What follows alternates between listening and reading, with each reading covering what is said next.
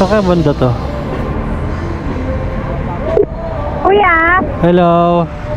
andito po ako sa may mga waiting shed. Naka-red po ako. Sa waiting shed, okay. Aba. Andito na ako kanina eh, umalis lang ako eh. Bigla pumasok yung booking nung umalis na ako. Mag-internet ka, ma'am. Nalilito ka rin, nalilito rin kasi ako eh. Ah. Ah. Dito may entrance, may may ilalim. Oo. Nalilito ako. Dalawa kami ng kasama ko. Ano? Ako siya sa movie, tapos ako nag-book dito sa Joyride. Nauna na sila? Wala kasi siyang app. Okay. Bali same lang kayo na pupuntahan. Isa lang. Isa. Sige. Tara, madam. Oh, Habulin natin sila. Charot. may mic, pwede pang kumanta? Apo, pwede. Ano bang request mong kanta? Wag lang love song kasi mag-14 na eh. Wag, malulungkot tayo. Oo, malulungkot yan pag ganyan. Yes. Okay na, madam? Okay na. Let's go. Siguro kaya ka naglagay nito para hindi ka maboring habang nagdadrive. Oo nga eh. Para nagkakarinigan kayo ng kausap. Opo. Pag gustong kumanta, yan. Kanta na kayo, ma'am, para Joke. Pag may mga nakipagkwentuhan niya, baka may ka dyan, ma'am, may istorya ka ba?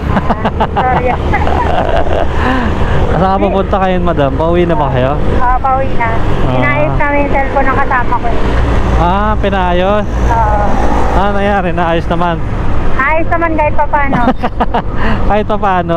Parang hindi satisfied Sarap mo niya pag gabi, walang traffic masyado.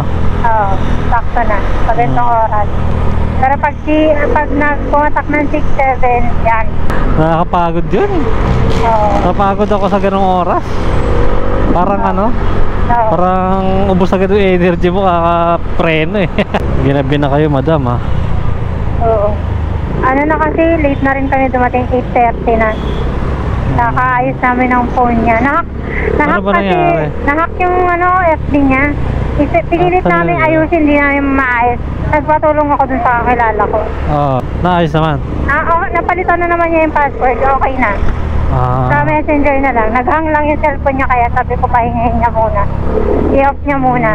May nag-hack. Mukhang artistahin yata yung friend niyo, ma'am. Hinahack yung Hindi, meron tumawag sa kanya, kaibigan niya nasa ibang bansa. Okay.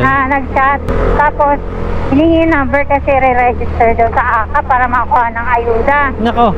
Tapos, hindi naman niya sinabi sa akin na may tumawag sa number niya, may hinihingi yung code. Hindi niya binanggit. Kasi kung binanggit niya, malalaman kong scammer yun.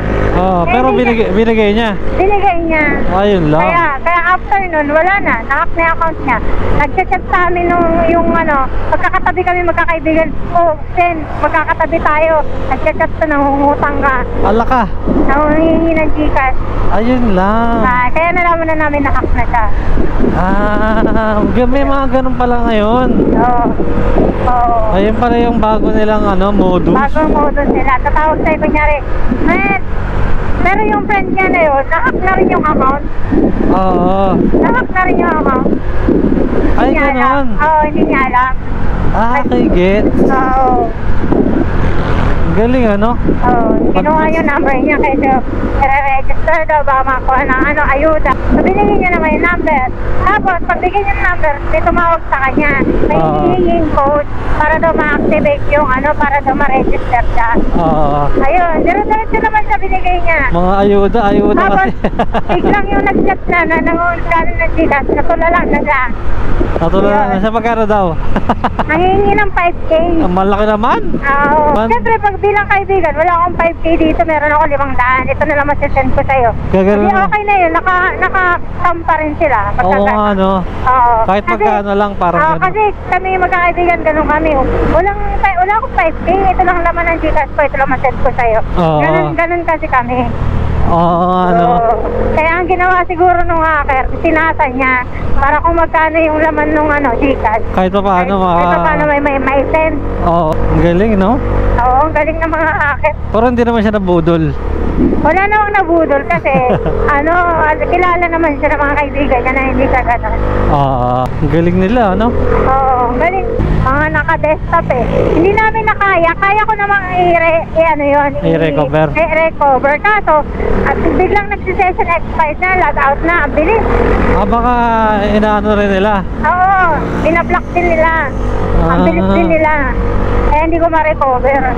Kaya sabi ko, teka, magpatulong na tayo dun sa expert. sa expert na talaga. Baka para mahabol natin kako. Oo, sayang eh. Siyempre, dami nang naano dun eh, ha? Oo. Importante rin yun eh. Oo. Oh my God, ang laki. Ano nangyari dyan? May nalaglag. Cellphone niya. Okay. Kaya sumay niya siya na stop. Nalaglag cellphone. Naroon niya talaga yung motor niya, no? Oo. Mamahalin siguro cellphone, no? Oo. Naka-iPhone. Nagkaroon pa kayo ng lakad biglaan, ano? Oo. Karanta kami. Tapos sabi niya, ate mag-book ka na sa Grab. Sabi ko, traffic. Traffic yan. Mag-joyride tayo, mag-iwalay tayo. Para mabilis tayo nakamotor. Oo nga. Tapos yung nasakyan ko kanina, Aerox. Mabilis yun. Naintindihan din, sabi ko, hinahabol ko yung Santalo. Binilisan din. Nilipad na kayo pala kanina. Oo, mabilis kami kanina. Sabi ko, nahack kasi yung account nung friend ko, papaayos namin. Lahat-lahat ng friends nun, tinat sigurado, no? Oo. Pati mga pamilya. Oo, pati nanay tatay niya, na doon, nag-message na. Siyempre mag-alala yun, no? Oo, mag-aalala yun. Ay, sige na, wait lang. Ay, Oo. Eh, yung nanay niya, pagka nagsabi siya, magpapadala yun. ayun lang. Oo. Ayun ang mahirap. Oo. Eh, buti natawagan niya sa number. Tawagan niya. Yung mga, yung mga... Oo. Sabi ko, may mga contact ka dyan sa number mo. Ipag-text mo na lahat. Oo nga. Para hindi ka hirap, send to all na lang. Send to all mo. O kaya copy-paste mo. Sabihin mo na hack ka. Huwag maniwala dun sa nag-chat. Ganun lang. Oo nga. Kailangan mong bilisan eh. Kasi ang bibilis sa mga hacker eh. Oo nga, no? Grabe nun. Sira ka nun bigla, no? Oo. Bigla ka nakakautang biglaan. Ay. Nangyari yan sa akin sa isa kong account na Facebook. Kachat ko mismo sarili ko. Okay. Ang galing eh. Sabi ko puta ng hacker na to.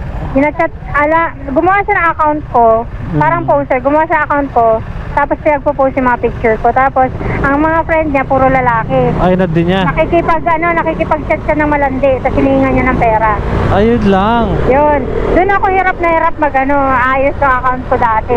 Kaya nung naayos ko yun, dini-activate ko na. Mahirap din pala no? Ano na ngayon, di ba? Yung AI, pwede na ilagay mukha mo. Oo, no? Katawan mo. Iba na. Kunyari, mayroon kang skandal. Pero hindi ikaw yun. Siyempre, yung mga hindi marurunong, maniniwala. Pero yung marunong, hindi naman ganyan katawan yan. Hindi naman yan. Pwede kaya sa yun? Sa video call yun? Yung mga ganun. Ha? Sa video call? Yan, sa video call, hindi. Hindi pwede yan. Hindi kaya. Di ba nila kung maglalagay ka ng picture o ano? Mga pero hindi kaya. Hindi kaya. Hindi kaya. Siguro magpapasadya ka siguro talaga sa sa mga gumagawa ng AI, no? Oo. Pero may bayad yun na malaki. Malaki yun. Oo. Para lang mag-scammer ka, no? Para mag-scam ka lang ng tao. Maging kamukha mo yun. Oo, diba? Yung may filter na kamukha mo yun. O ibang mukha, no? Oo, pwede yun. Tapos, makipag... Yung mga professional na yun. Malakihan na yun. Grabe. Alam ko meron na sa Korea, may gano'n. Sa ibang bansa, no? Oo, sa ibang bansa. Kumbaga, peperahan lang nila yung mga lalaki, no? Oo. Mga matatanda. May napanood ako nun sa Korea, celebrity. Oo.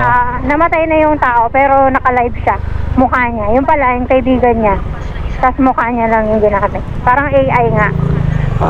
Okay. Grabe yun. Pera-pera talaga labanan nun. Siyempre, yung mga matatanda, naghahanap ng yun eh. Kalinga eh. Oo. Tapos, maganda pa yung itsura. Oo. Galing na ng Oo, galing na mga ngayon, iba na. Advance na. Oo. Ano pa kaya yung mga modus nila, no? Baka pasakali mo. Dami. Sabihan ko na rin yung mga ko para maano rin sila aware. Hira din ang mga babait na hacker. Merong siguro may mga mabait din na hacker? May mabait na hacker din? Alam ko meron eh. Kasi, anong ginagawa nila? Saan ba yun? May nangyaring dati may binalita, di ba? Ano sabi? Ay, ano balita? Yung Pinoy na na hacker noon na sa ibang bansa sa US, nantuklasan siya yung ng mga computer doon. Nag-hack. Sa India ata, sa India. Oo.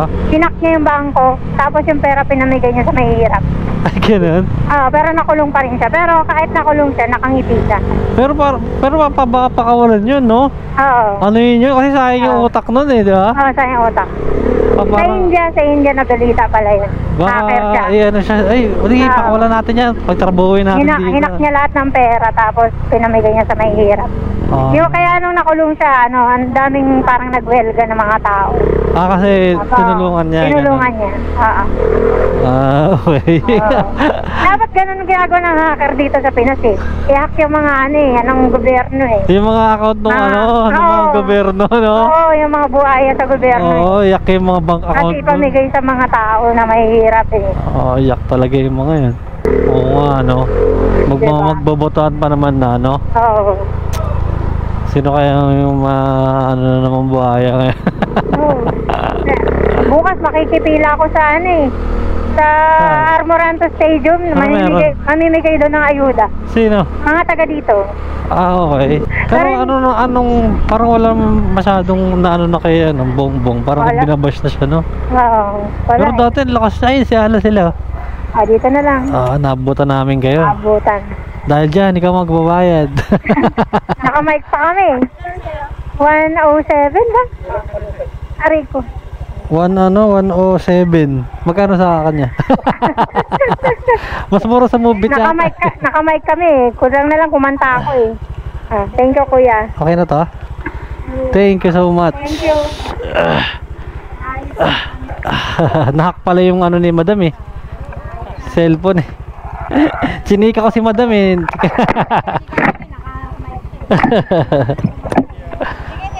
Thank you pa. Yan. May tip ako. Nahack pala. Ganun pala yung mga modus ng scammer ngayon. Yung modus ng scammer, i-chat nila yung mga kamag-anak mo pala. Pag nahack nila yung Facebook mo, tapos manghihingi ng Gcash yung mga kaibigan mo. Ganun pala yun, ngayon ko lang nalaman eh. Ay. Paps.